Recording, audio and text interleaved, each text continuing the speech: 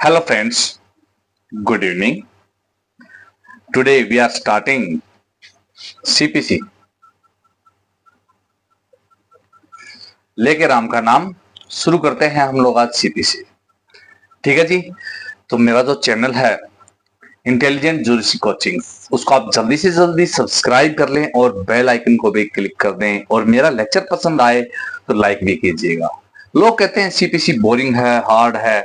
हम कहते हैं CPC बहुत मजेदार है, लेकिन CPC को मजेदार बनाने से पहले हमें उसके रिगार्डिंग कुछ जनरल कंसेप्ट हैं CPC के, उनके रिगार्डिंग जानना बहुत जरूरी है। और उन जनरल कंसेप्ट के ऊपर हम लोग 2 से 3 लेक्चर लगाएंगे और आई होप आप उन लेक्चर्स को मिस नहीं करेंगे।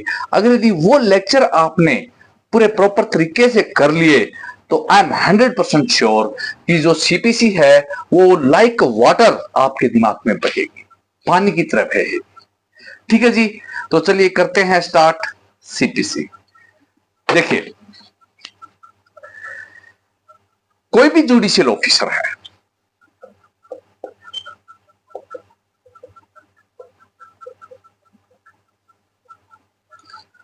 उसकी जो जर्नी है ना कंप्लीट, रिक्रूटमेंट से लेकर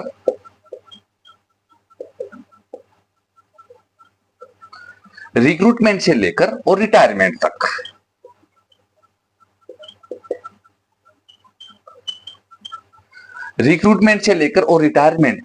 एक जज की जो जर्नी है ना, वो सिर्फ एक ही काम करती है अभी। तो वो क्या काम करती है? Unearth the truth.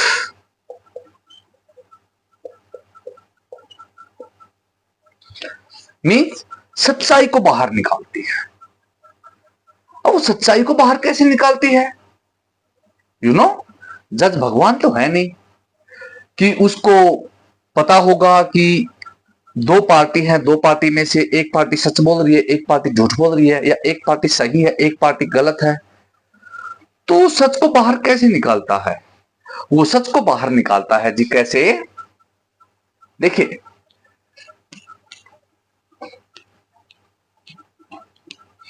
First pleading से।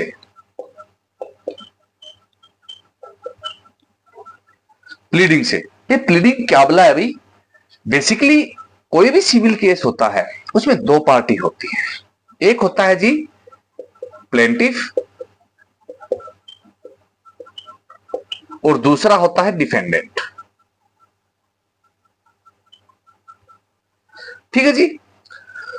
तो जो प्लेंटिफ अपने स्पोर्ट में जो डॉक्यूमेंट पेश करता है सबसे पहले कोर्ट के अंदर, वो होती है प्लेंट, जिसमें वो अपने कॉज ऑफ एक्शन वगैरह को मेंशन करता है। आगे बात करेंगे हम कॉज ऑफ एक्शन क्या होता है। ठीक है जी।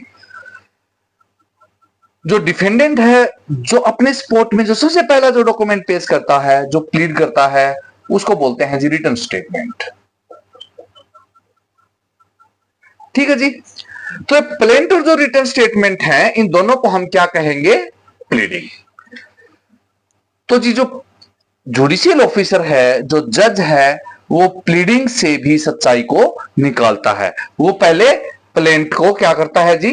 प्लेंट को स्क्रूटनाइज करता है, फिर रिटन स्टेटमेंट को स्क्रूटनाइज करता है, और on the basis of to वो फिर क्या करता है? इश्यू फ्रेम करता है, which have to be proved in the case. ठीक है जी। क्लियर है? तो पहला जो डॉक्यूमेंट है वो क्या है जी? प्लीडिंग है। दूसरा क्या डॉक्यूमेंट है जी?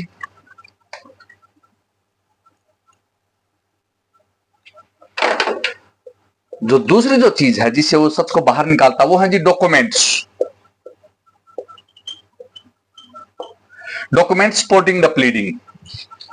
मींस प्लेंटिफ अपने फेवर के डॉक्यूमेंट लगाएगा, डिफेंडेंट अपने फेवर के डॉक्यूमेंट लगाएगा, प्लेंट और रिटन स्टेटमेंट के साथ में।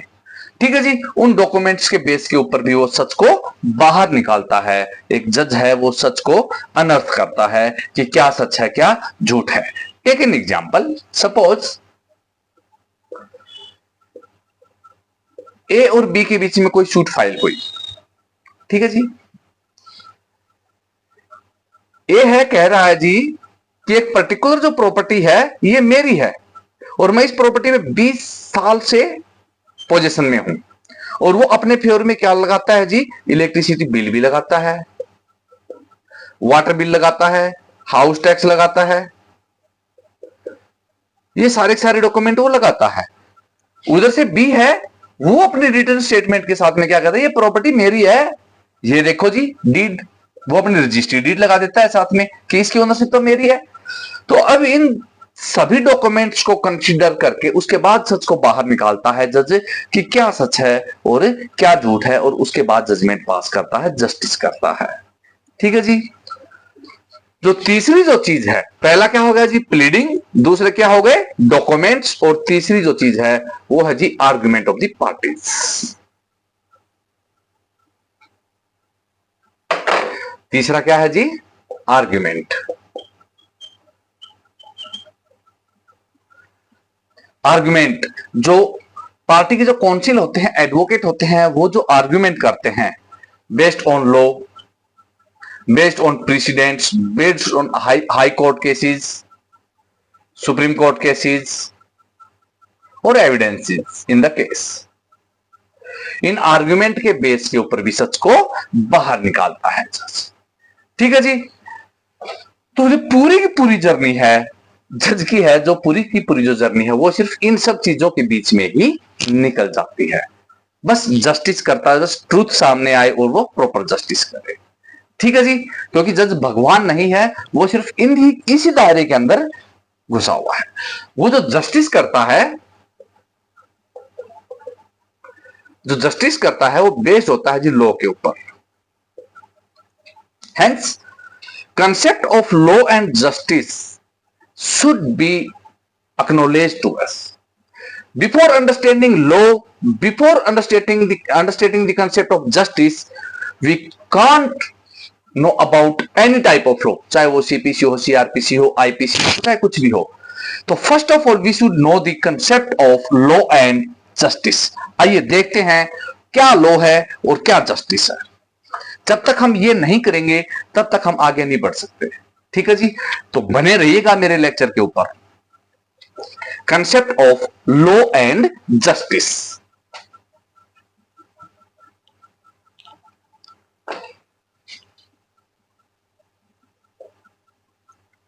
Concept of law and justice.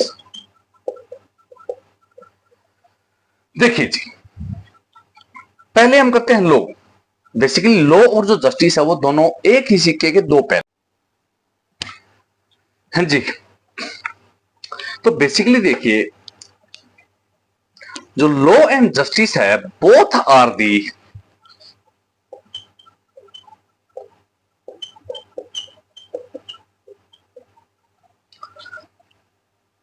To part of the same coin. ठीक है जी। तो सबसे पहले हम क्या करते हैं, लॉ करते हैं। What is law? What is law? Basically law word को हम कंफाइन नहीं कर सकते वर्ड्स के अंदर, बिकॉज तो law is a social instrument.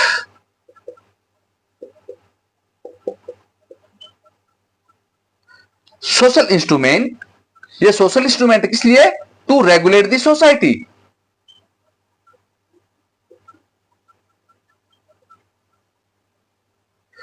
To regulate the society. ठीक है जी। बाय द सोसाइटी मीन्स इस लॉ को कौन बनाता है जी? सोसाइटी ही बनाती है, या सोसाइटी के नुमाइंदे, जो चुने हुए जो नुमाइंदे होते हैं, जिनको हम लेजिस्लेचर कहते हैं, वही बनाते हैं सोसाइटी की नीड्स के, सोसाइटी के नीड्स के अनुसार। ठीक है जी। तो जैसे जैसे सोसाइटी डेवलप होती जाती है वैसे वैसे क्या है, लॉ भी डेवलप होता जाता है, लॉ की डेफिनेशन भी चेंज होती जाती है। समटाइम कुछ चीजें होती हैं जो कि एक सोसाइटी के अंदर परमिसिबल है लेकिन दूसरी सोसाइटी के अंदर परमिसिबल नहीं है। समटाइम कुछ चीजें सोसाइटी में परमिसिबल हैं बट वो लीगल नहीं है। ठीक है जी। समटाइम कुछ टाइम पहले वो चीज इलीगल थी बट प्रेजेंट में क्या हो गई, वो लीगल हो गई। ठीक है जी। Take an example.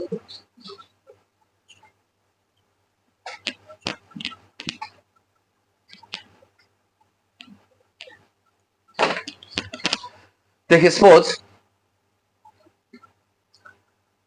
Gay and lesbian marriage,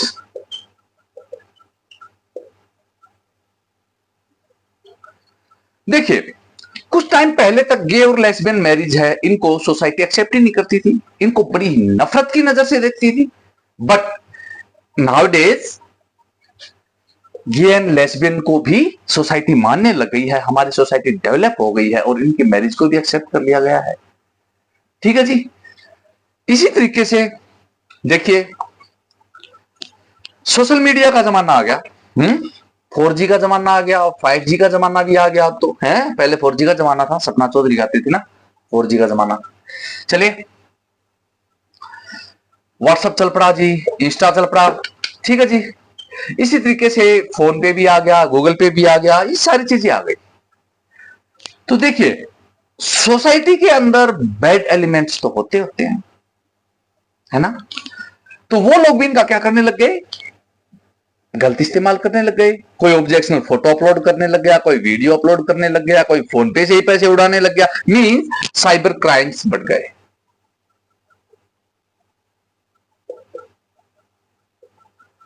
cyber crimes बढ़ गए, ठीक है जी। तो साइबर क्राइम्स बढ़ गए तो साइबर लॉ की जरूरत पड़ी, और साइबर लॉ की जरूरत पड़ी तो सोसाइटी ने आईटी एक्ट बनवा दिया। क्या बनवा दिया जी, आईटी एक्ट बनवा दिया, ठीक है जी। तो इसी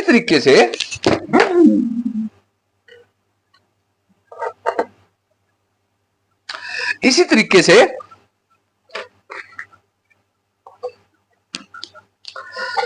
एक हमारे पास एक्ट हुआ करता था ना, हुआ क्या करता था, है अभी भी, जुनाइल justice act. जुनाइल justice act,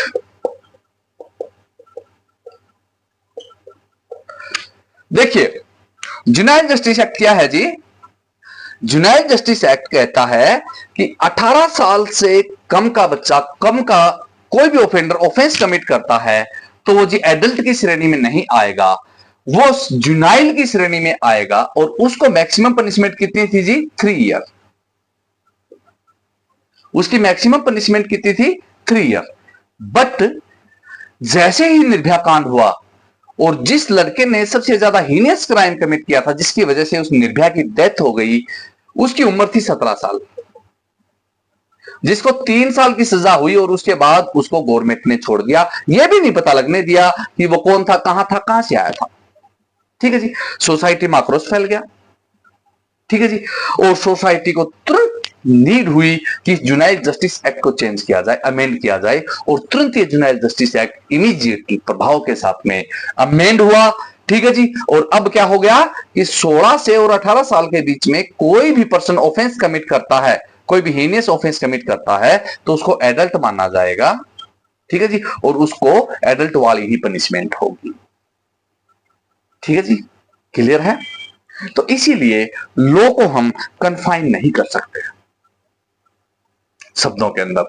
law है वो सोसाइटी के लिए है, सोसाइटी को रेगुलेट करने के लिए है, सोसाइटी ने बनाया हुआ है, सोसाइटी के हिसाब से ही चलता है। जैसे जैसे सोसाइटी डेवलप होती है वैसे वैसे लॉ भी डेवलप होता रहता है, ठीक है जी। अब बात करते हैं जस्टिस की। बेसिकली जो जस्टिस है,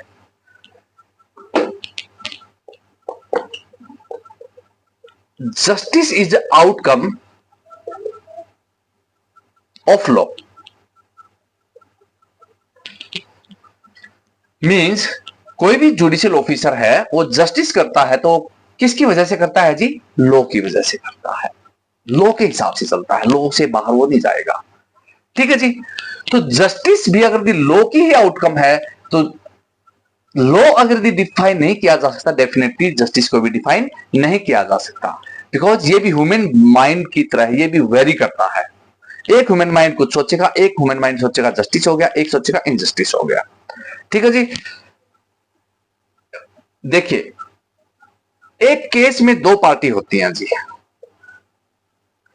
one party who win the case सोचती है जस्टिस हुआ, और जो लूज करती है केस को वो सोचती है जी इनजस्टिस हुआ।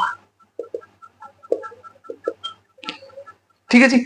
तो इसीलिए सही कहा है कि one man's justice is injustice for the another, कि एक आदमी का जो जस्टिस है वो क्या है, दूसरे के लिए क्या है, इनजस्टिस है। ठीक है जी। तो इसीलिए जस्टिस वर्ड भी एक इल्यूजन है, इसको भी हम डिफाइन नहीं कर सकते। बट जो हमारे जुडिशियल ऑफिसर्स हैं वो प्लीडिंग्स को स्क्रूटनाइज करते हैं प्रॉपरली, लॉ को स्क्रूटनाइज करते हैं प्रॉपरली, प्रॉपरली एविडेंस को स्क्रूटनाइज करते हैं, प्रॉपरली हाई कोर्ट के डिसीजन को स्क्रूटनाइज करते हैं, प्रॉपरली इक्विटी को स्क्रूटनाइज करते हैं, प्रॉपरली सुप्रीम कोर्ट के डिसीजंस को स्क्रूटनाइज करते हैं, and thereafter they unearth the truth and pass the decision. ठीक है जी। And basically that is justice. ठीक है जी। आज के लिए इतना ही। कल हम करेंगे सीपीसी के next parts, history of the CPC. ठीक है जी।